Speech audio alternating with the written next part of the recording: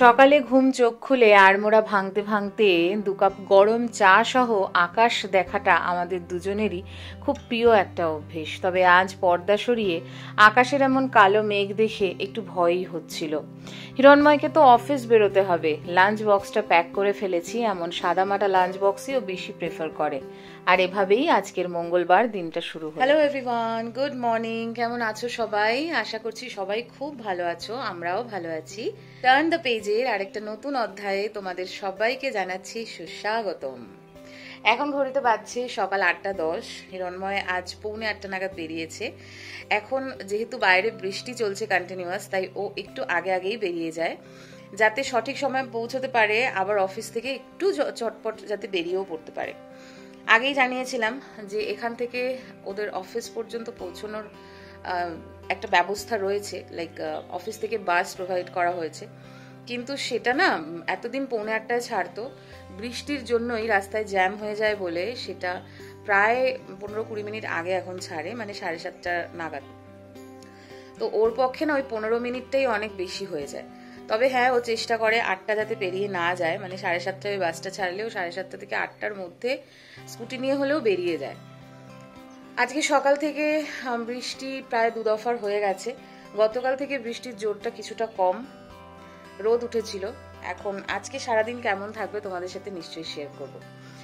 চলো, আজকের দিনটা তো এভাবেই শুরু হলো। আমার আজকে সকাল থেকে শরীরটা খুব একটা ঠিক লাগছে না।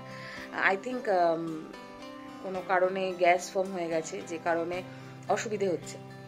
এনিওয়েজ, চলো, অনেকদিন বাদে একটা ঘর থেকে নিত্য নৈমিত্তিক ব্লগ তোমাদের সাথে শেয়ার করব। বিকজ লাস্ট ব্লগগুলোতে প্রত্যেকটাই প্রায় ঘুরে বেড়ানোর ভিডিওই তোমাদের সাথে শেয়ার করেছি। আর আমার ব্লগের সাথে জুড়ে থাকার জন্য যে যে নতুন মানুষরা আমার ব্লগে নতুন জয়েন হয়েছে, তাদের প্রত্যেককে আমার আন্তরিক ভালোবাসা।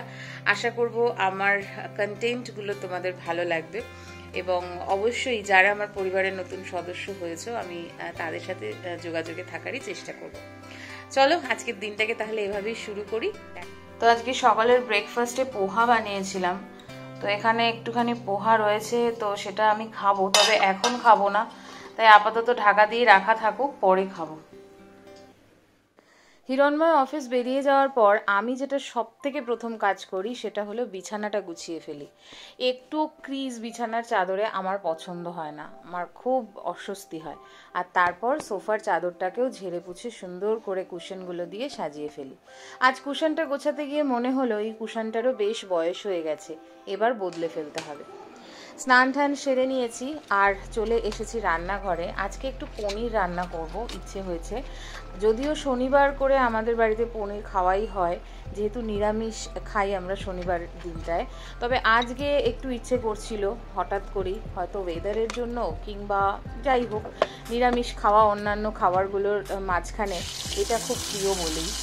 তো আমি এখানে প্রথমে পনিরগুলোকে ভেজে নেব, তারপর খুবই সাদামাটা, কোনো আলাদা কোনো প্রসেস আমি বানাবো না, একেবারে আলু পনিরের তরকারি যেমনটা বানায় ঘি গরম মশলা দিয়ে সেটাই বানিয়ে নেব।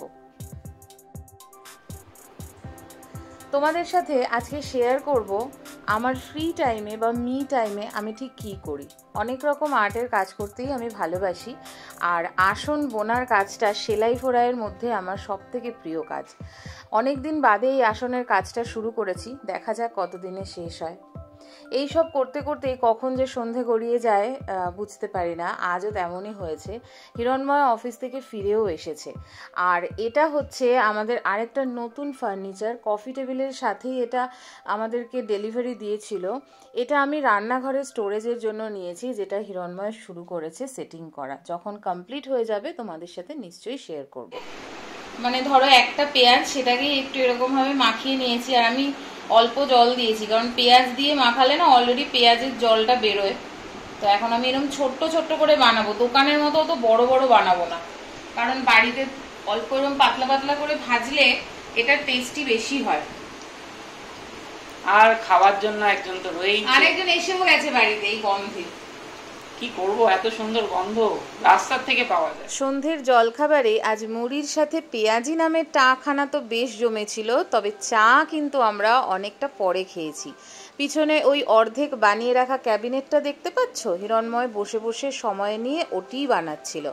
তাই চা খেয়েছি অনেকটাই দেরি করে। রাতের খাবার তো তৈরিই আছে, তাই আজ চা পর্ব দিয়েই এই গল্পটাই ইতি টানছি। আসবো নতুন গল্প নিয়ে। ততক্ষণ সকলে সুস্থ থাকো, আনন্দে থাকো, হাসতে থাকো। টাটা।